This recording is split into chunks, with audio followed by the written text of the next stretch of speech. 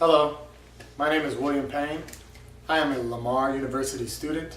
I am enrolled in the Masters of Educational Leadership program, currently in the third class, which is 52 Instructional Leadership. I work at Knox Junior High School. We cater to 7th and 8th grade students. I made my decision to observe Mrs. Smith's class. Mrs. Smith is a veteran teacher with 20 plus years in education. Her 5th period class, which I will be observing, is a math enrichment class. This is a class that is for students who might not be passing math classes or needs extra help in math. And I want to see Mrs. Smith, how she performs in her class. I'm very curious if she'll meet students at the door, how she invites students into her day's lesson, how she might redirect students who may be getting off task, how she presents her day's lesson. I'm very curious to see also what tools she might use in her classroom to reach these students. There's 15 students scheduled to be in her class today. These students range again from at-risk students to students who are not passing the benchmark testing that was done earlier in the year. These students are in math enrichment for that reason, to try to get them caught up and definitely make sure they're geared and ready to pass the STAR exam. All right, and you'll see me next in Miss Smith's class. Thank you.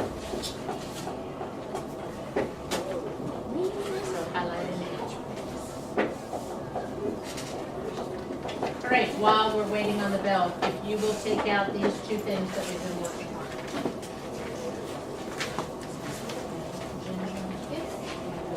Back to where you were. So go ahead and take your stuff with you.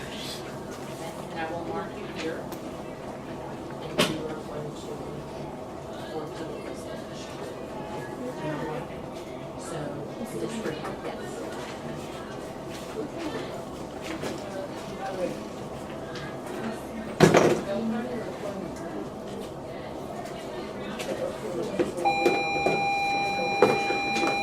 All right.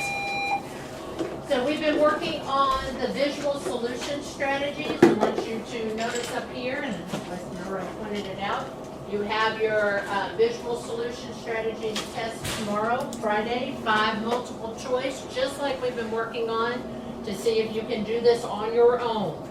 So can you use the visuals on those categories that we've talked about this year to maximize your points?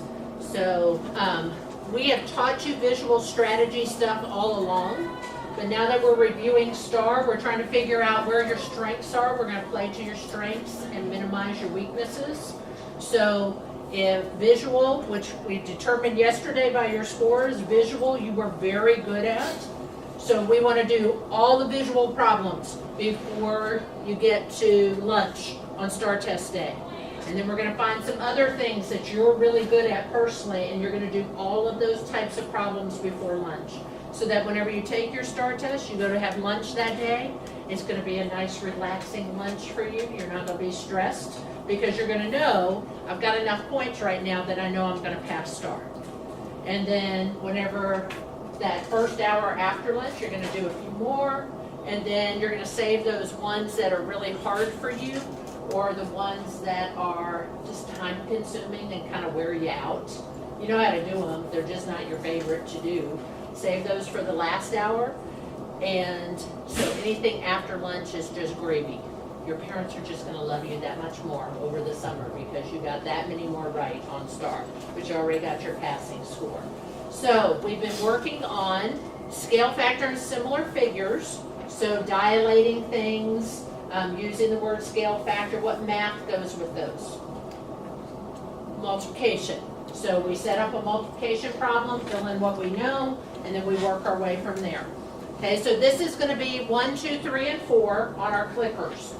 The one I gave you yesterday, I could not change the numbers on, so I need you to change the numbers on. So the one that says coordinate plane at the top, I need you to make it 5, 6, 7, 8. So this one can go away. This one's good. And make this 5, 6, 7, 8. So you're changing the numbers on the coordinate plane. Done. Okay. And did you get to answer those as well? Okay, any spare moments you have as we work? Try and get one of those finished, because we're gonna use the clippers here shortly. Okay, so you should have 8 problems done on round 2. So yesterday, the Burrs topped out with a, yeah, you wanna sit back? You grab it. So yesterday, the Burrs topped out with a perfect score. We had other teams that were close behind. So we're gonna do round 2 of the clickers, find out who's getting prizes today. And so we need to finish up our visual strategy stuff. So we've done reflections, we've done translations, we've done dilations, we've done just points on the coordinate plane. The only thing we haven't done are rotations. So I need you to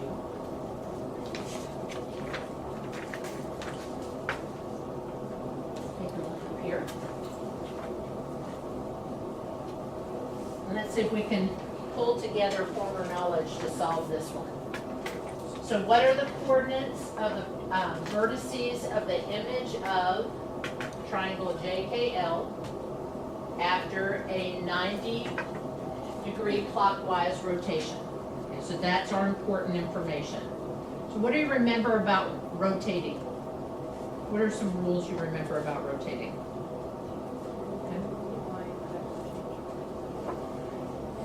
Okay, so on some of these, the Y's and the X's change places because of where we're rotating to on our graph.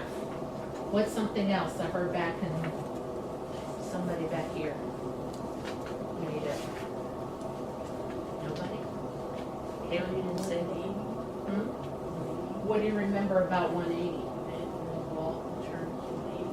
Okay, so if we turn 180, it doesn't matter if we turn 180 this way or if we turn 180 this way, we end up in the same location. So 180 is a change of 2 quadrants. So I can either go to this way or I could just go to this way, but I'm still going to end up twisting my shape the same way. So what happens in the real world if you turn 180? Halfway, so what's happening? So if I turn 180, which way should I be pointing? This way? Okay, so I'm just doing the opposite, right? I was pointing this direction, now I'm pointing this direction. So if I'm talking about ordered pairs, what can I do to make those the opposite? Yeah, just put the little negative or opposite sign on them. And then I've now made it the opposite. So 180 is the one that actually we do something like that in the real world. So we have a place in our mind to hang that rule on. All right, so I need all attention up here. It's a visual strategy, so I need you looking so you can see. Here's the one that's hard for me. I don't go around making rotations whenever it comes to the real world all that often. And so whenever they did 90 clockwise, that's 1 quadrant this way. If you think about a clock, that's 1 section that way. Okay, so this guy's going to come over to this quadrant. This guy's going to come over to this quadrant. This one's going to come to this quadrant. Well, that means exactly the same thing as doing 270, counterclockwise. So that means I would take this guy and I would bring him 1, 2, 3 quadrants. So he still ends up over here. He just got there the long way. This one, 1, 2, 3 quadrants. This guy, 1, 2, 3 quadrants. So they get to the same location. It's just the long way. So this is kind of like me and Josh driving. Josh is my oldest. So whenever I go someplace, I know one way to get there. I use all the major things in the Woodlands. Woodlands Parkway, Lake Woodlands, research, and we just go. Josh is like, oh, no, turn here, you need to go, and you can wind through this neighborhood, and we can go around this little lake, and then we can make this left, and we can make this right. I'm like, no, we're just gonna make a straight path, as straight as possible to be able to get there, because I'm a landmark driver. Do you know how hard it is to find landmarks in the woodlands? They keep hiding things behind trees. This is terrible. So I want to know one way, shortest route, get there. Josh is like, he's doing the 270 thing while I'm doing the 90. So I needed some way to remember this. This part I got. This is what Bree was talking about. We're going to switch the order on some things. But I had trouble remembering the sign thing, like we had to do on the 180. So see how this, that's how I remember which one gets the opposite. So the 270 has a little, the 7 reminds me of that bar, so it goes right here. This one has a matching one. It's 270 clockwise, 90 counterclockwise. So we switch those. Which one gets the opposite sign now? Why? The Y, because here's our 70, or 7, so that one gets it. And so you can do the quadrants, you can do the pictures, you can do the rule, but even the rule is a picture, so it still falls into the visual category. All right, one of the things that I learned from one of my college professors is what to do whenever you're taking a test and you have that thing that you always forget. Okay, so he taught me about legal notes, not illegal notes, legal with an L. And so, you know how you can't take a cheat sheet into a test?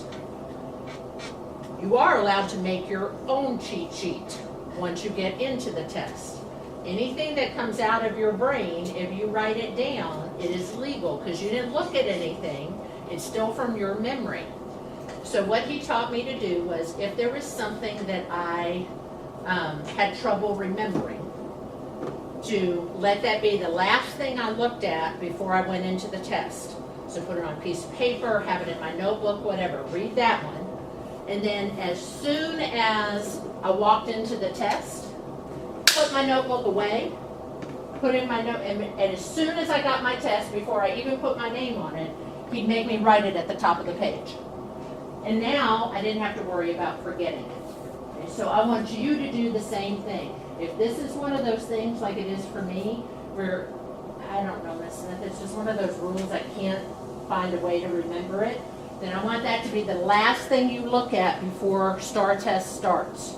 Then I want you to throw away that piece of paper or put it away in your locker or in your backpack. And then as soon as they give you your test, ask your teacher, can I write something down before I forget it? And write that on your test booklet and put your name on it, and now you don't have to worry about forgetting it. It's right there for you to refer back to whenever you get those questions. And that will work for anything. The stuff in science that you're doing, that you're saying, oh no, I don't, I'm afraid I'm not going to pass the science when I can't keep up with those facts. Take those coupled, write them on your notebook as soon as you're allowed. Just let your teacher know I'm going to do this, but they'll know your test booklet's empty. So that's what you're going to be doing now. So I need you to stand up because some of you look like you need a stretch, and rotate 180. Stand up. Rotate 180. DJ, stand up. Rotate 180. That's 360. That's 360. Rotate 180 the other direction. You should be pointing back to Brina. Pick somebody, rotate enough that you can pick somebody to look at in the room. I would just like to tell you that the weather change has changed this group in a way they are not this quiet. I would just like you to know. So all my other classes that are normally quiet were like this today, full moon and weather change. Y'all are ultimately quiet. Who are we missing that's like that? Me. Jordan's not that loud, is he? Jordan's always I'm the loud one. I bet you met his He's always either, He he's always was- either reciting, he was he's always serious. either reciting a theme song or talking. Oh, that's true. Jordan has his own theme song. So. All right, you have 2 questions to answer. 9 and 10. So we've done 1, 2, 3, 4. We just changed 5, 6, 7, 8. Now we have 9, 10. You can use the rules up here. Or you can use your own method.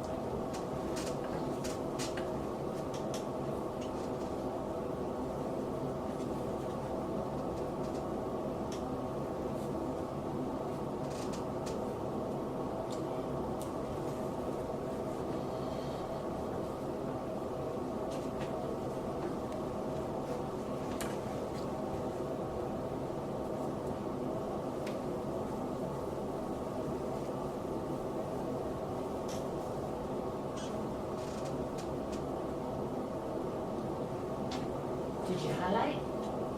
Oh, right to my heart, underline. You underline, highlight it so it stands out. Oh, I can make it stand out. No, don't make it stand out with ink. You're gonna have on like pencil on star test. I made it stand out.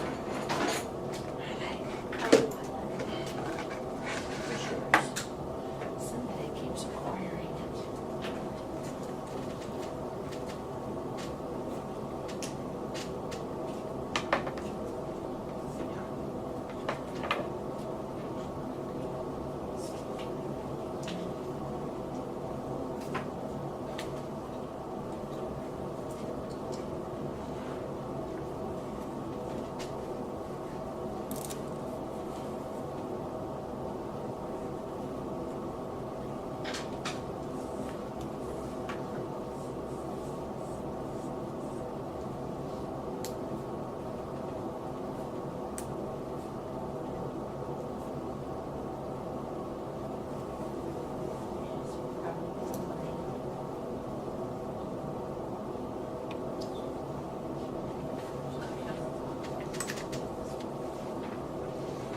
So you're changing 2 quadrants.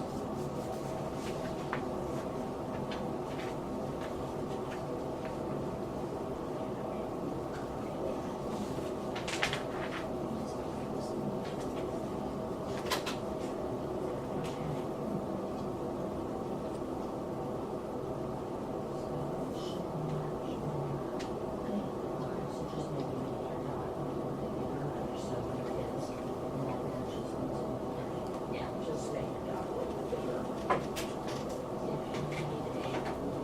Oh, it's okay. You got it. Thank you.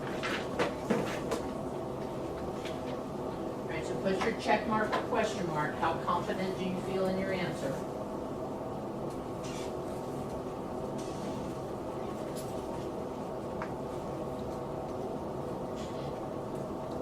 Did you use the things we came up with at the front to help you? Switch the order.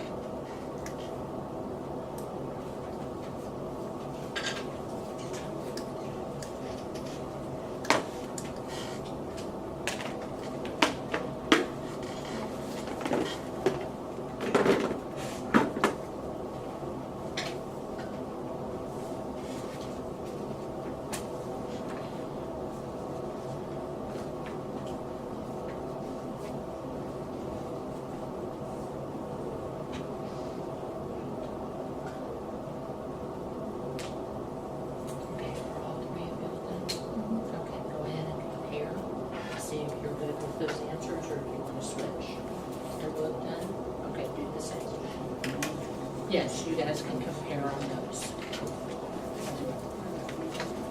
So that you can make sure that you're, now, what I told them yesterday is you are not required to change your answer. So if you think you're right, and he has something different, and you don't believe his argument, you don't have to change your answer. You're gonna put it in the individual.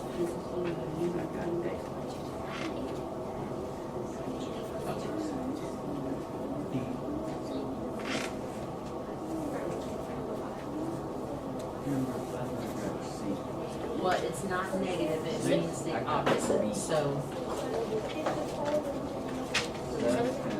yes. So because a negative makes a positive. Also, if you're going 90 clockwise, it's gonna end up in this quadrant. What are the signs for everything in this quadrant? So it's gotta match with the visual too. How, where am I moving to?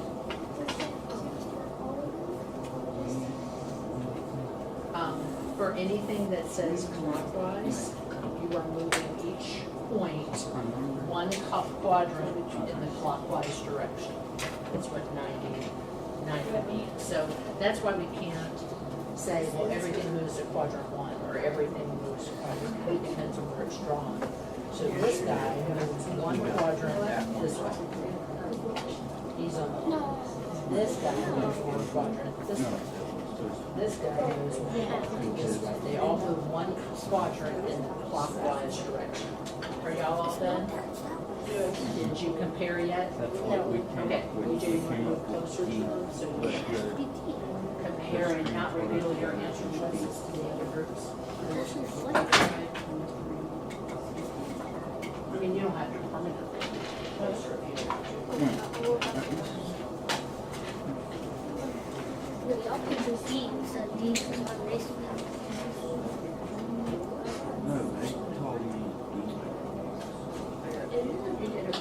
Change it to decimals and look at it that way. If you don't feel comfortable with fractions.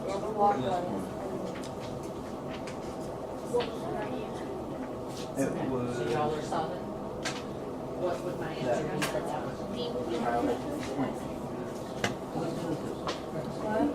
Does it say over Okay, then it so should have been.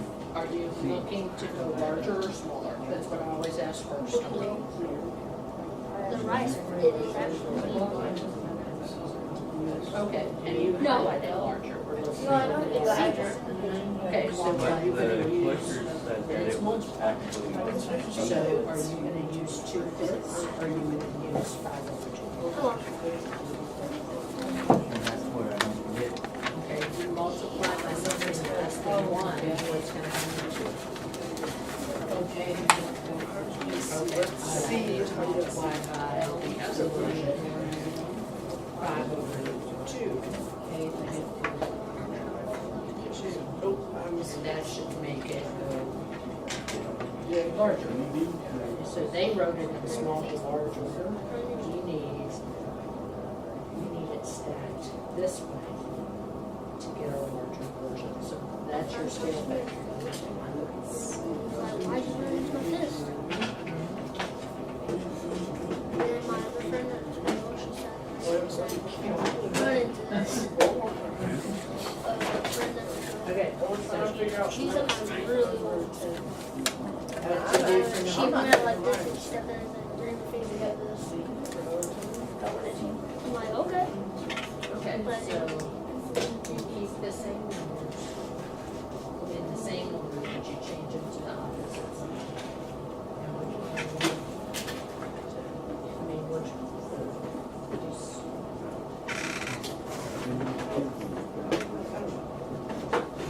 so check out T. Check out the way T.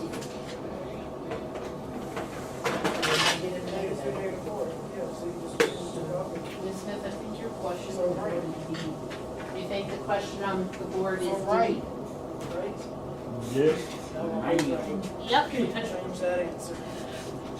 All right, let's take a look. take a look up here a moment and let's see if we can get this one. So J is moving 90 degrees this way. So it's gonna be in what quadrant now? In quadrant 1. Okay, so that's this rule, so I need to switch my X and Y values to -4. And then which one changes sign? The first one or the second one? Second one.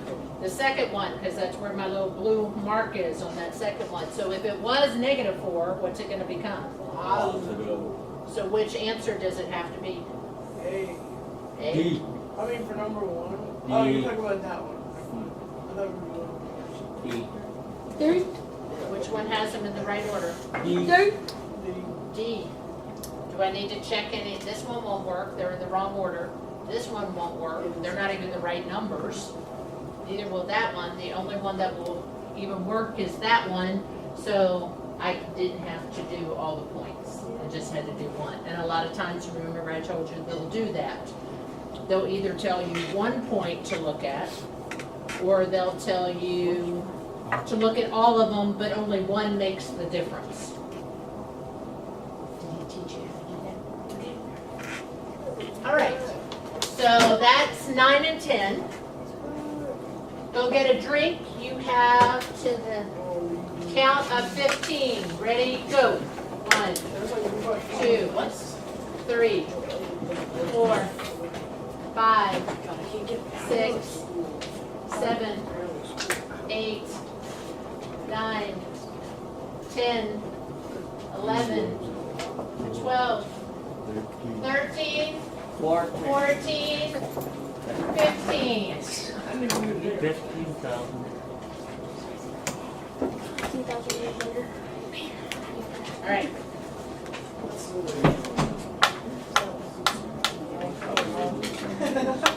Blue blooded.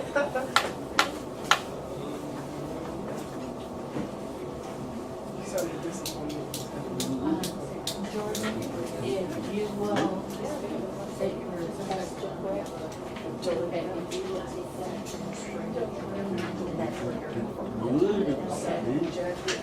So you're exempt from today's stuff. Okay. All right. We have our last thing to go over on our visual category, and that's functions. Okay, so functions are what I kind of see as should be gimme questions on the test. There aren't going to be a lot of them, but the reason I call them gimme questions as in give me the points because I'm going to get these right. So they're going to ask you if something is a function or not. And we can tell by the picture, but that may mean you need to actually make the picture for the particular item that we were working with. So they could give you a list, they could give you a table, but what I want you to do is to turn these into a map. So it's a visual, you gotta look up here. So I want you to do an input circle, an output circle, and draw arrows to what numbers are connected together, because the arrows are where the answer lies. So everything in this circle, this is actually the one for these points, everything in this input circle has one arrow going to the output circle. And so that means that this is input, output, this is your X, this is your Y. So this is a function.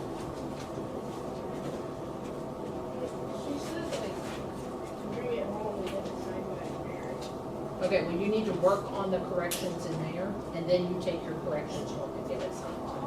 Okay? So go ahead and take all your stuff with you. And then we'll do the same with the other classes.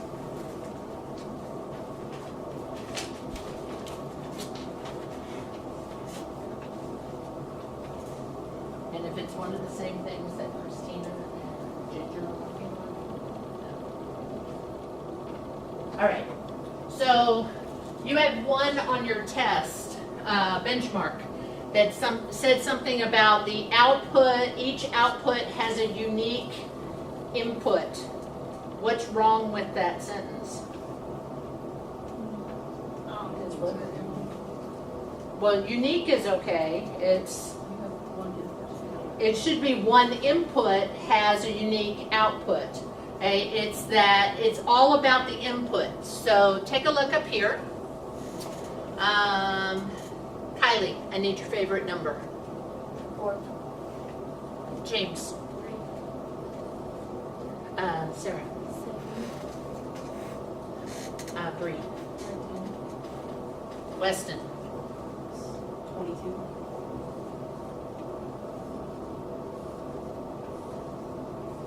Is this a function? Yes. Yes. Yes, why? Because all of them equal one thing. Okay, each input, this is the important side. The input is going to just one output. So this is yes, it is a function. Kinsey. 3. DJ. 47. Jeff. 24. Raven. Bree.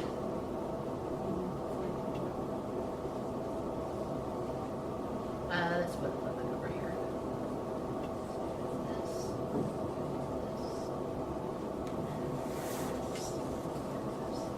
That's not a function. Why? Because 3 has 2 different outputs. And this is like, 11 A has Coke 2. one. yes, this is like Mr. Dixon's Coke button. You know how Mr. Dixon is about his Diet Coke? Oh, As long as I'm pushing the Diet Coke button and I'm getting Diet Coke out, I'm okay. But what happens if Mr. Dixon gets the Sprite? Won't flip out. Yes. And that's how he made a memory for y'all, because he got loud on that part of his explanation. This is, we talked in here, number 3 is dating 2 different people. Okay? We are about to have some dysfunction and some drama in the hallway. Okay, so it's, if the input has more than one arrow coming off of it, that's when you need to say not a function. So you get it whenever it's the arrows, you need to make everything with the arrows. Okay, everything that's number format, you need to change to this format. So all of your X's, your first values go in the first bubble. All of your Y's or your second values go to the second bubble. And you draw the arrow. If you have a duplicate, don't write it twice. Just draw 2 different arrows from that. But that makes sense to you. So we're going to play to your strengths, minimize weaknesses. Don't go with numbers, go with the picture, with the visual. Now sometimes we get lucky and they give us the picture. Sometimes. Or they give us something that's very easy to make a picture. So how can I make a picture for this?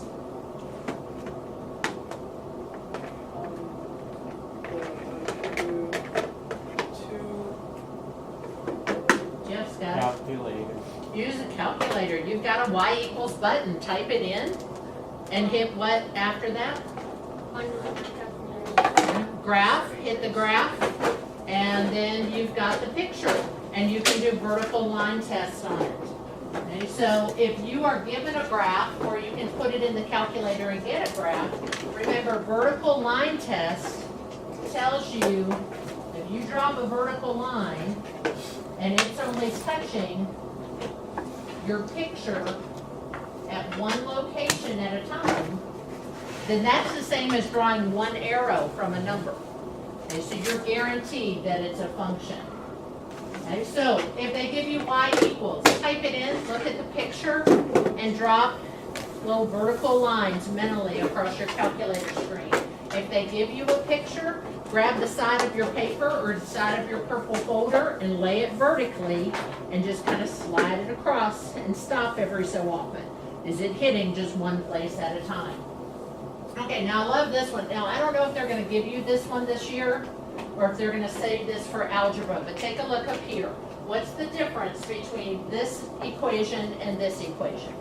The Y equals it has parentheses X plus Okay, instead of y equals, it has f parentheses x. Do you know what the f stands for? Function. Function. Is this a function? Yeah, because they told you so. So this right here stands for the word function. So if you see that on something, you don't have to make bubbles, you don't have to graph it. It is a function, but yes, it is a function automatically. Okay, they're actually giving you code for function. Okay, that's what the F stands for. Cheating, basically. Yeah, well, it means that you know your vocabulary. Okay, over here by Coach Payne is a visual reminder for you. Vertical line test. Remember, it doesn't have to be a straight line. We can have curvy lines. It's just how it touches whenever you drop a vertical. One line hits two, like if they go score, like going up, and it hit, you draw one line. Then- Kind of like, it's all, Right, okay, so if it's a curvy line like this, and if you draw one straight down the middle, it's. not a function, because it's kind of like that C shape over there. It's going to hit in two different places.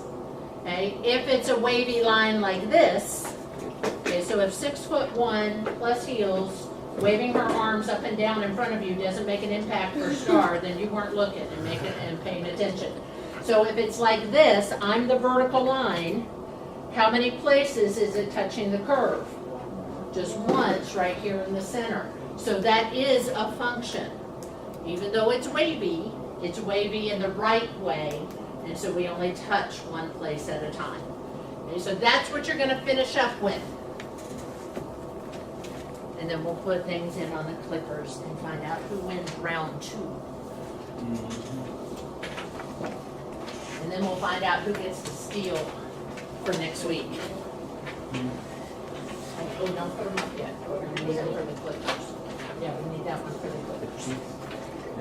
Okay, so you have 3 pages. Here's number 4. Oh Okay, so listen to the instructions and follow along with me at the top. It says state whether each is a function, A for yes, B for no. So we have to have something that we can put in the clickers, so use A for yes and B for no.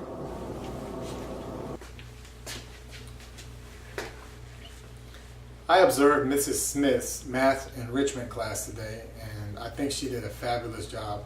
I had a great time sitting through her lesson, and again, I just think she did a wonderful job. I will be using the Gibbs reflective cycle to kind of walk you through my observation. The first thing I'm going to give you is a description of what I observed. It was a 7th grade math enrichment class. Mrs. Smith's lesson had to deal with functions, and she asked students to plot those functions on different quadrants on a grid. The next part is my feelings.